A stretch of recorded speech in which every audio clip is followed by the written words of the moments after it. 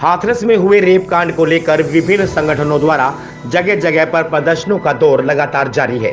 इसी के चलते आज पानीपत में भी प्रदर्शन कर दोषियों को फांसी की सजा दिए जाने की मांग की गई। इस दौरान विभिन्न संगठनों के प्रतिनिधियों ने कहा कि हाथरस में हुआ रेप कांड बेहद निंदनीय है, जिसके लिए वहां का जिला प्रशासन और सरकार पूरी तरह से जिम्मेदार है। उन्होंने कहा कि प्रशासन द्वारा उसके माता पिता की बिना अनुमति और बिना मौजूदगी में रात के समय अंतिम संस्कार किया जाना भी संदेह के घेरे में है। देश को मालूम है, दोबारा रिपीट करने की जरूरत नहीं, लेकिन ऐसे जघन्य अपराध वो एक हमारे शासन में बैठे हुए जो बोलते हैं ये भगवा, ये इस भगवे के अंदर पूरा शैतान छुपा है। जितने बीजेपी के जो नेता हैं, जैसे सिंगर कुलदीप सेंगर, चिन्मयानंद और वगैरह वगैरह काफ़ी लोग ऐसे बलात्कारी हैं, तो बलात्कारियों को ही पार्टी में पैदा करेंगे। तो साथियों, जो हमारी एक वाल्मीकि समाज की बेटी नहीं, वो देश की बेटी है। जिस देश की बेटी के साथ ऐसा किया है इन लोगों ने, उसको देश बख्शेगा नहीं। वो जहाँ पर, और इसका कारण है जातिवाद। जहाँ भी प्रशासन में और शासन में एक ही जाति के लोग लिप्त हैं, वो ये कारण है सबसे बड़ा। वो देख लीजिए पूरा डाटा, नीचे से लेकर ऊपर तक जितने भी अधिकारी हैं एक ही जाति के हैं, वो है योगी की जाति, आप खुद जानते हो।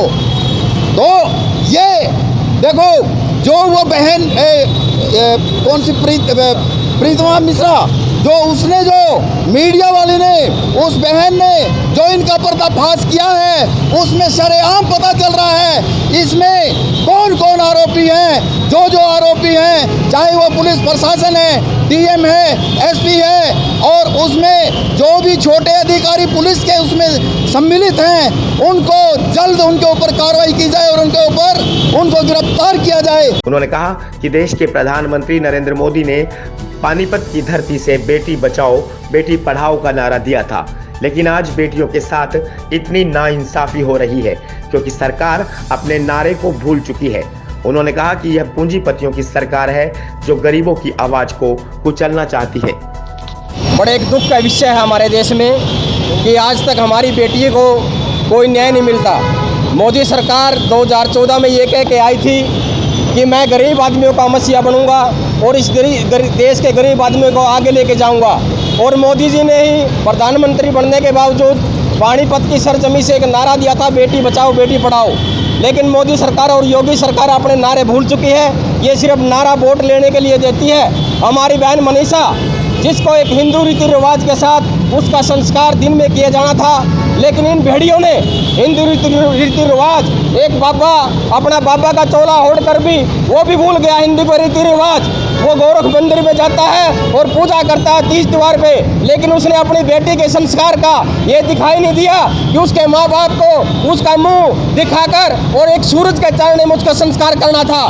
लेकिन ये सरकार गरीबों की आवाज़ दबाना चाहती है, ये गरीबों को कुचलना चाहती है। ये सिर्फ अमीरों की सरकार है और गरीबों के साथ धोखा करना चाहती है। मेरी सर्व समाज की तरफ से ये मांग है कि उन भेड़ियों को जल्द से जल्द फांसी दी जाए और हमारी बहन को एक न्याय दिया जाए। वो बेटी किसी एक व्यक्ति की नहीं थी, वो पूरे देश की बेटी है, वो सर्व समाज की बेटी है।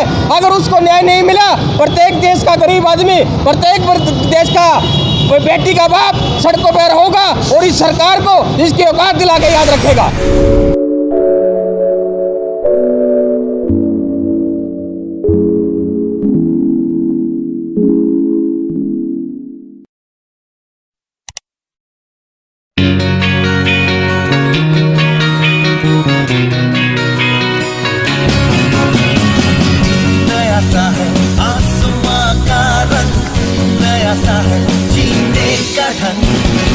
नई सी है हर एक दिशा, कदमों पे है अब जहां।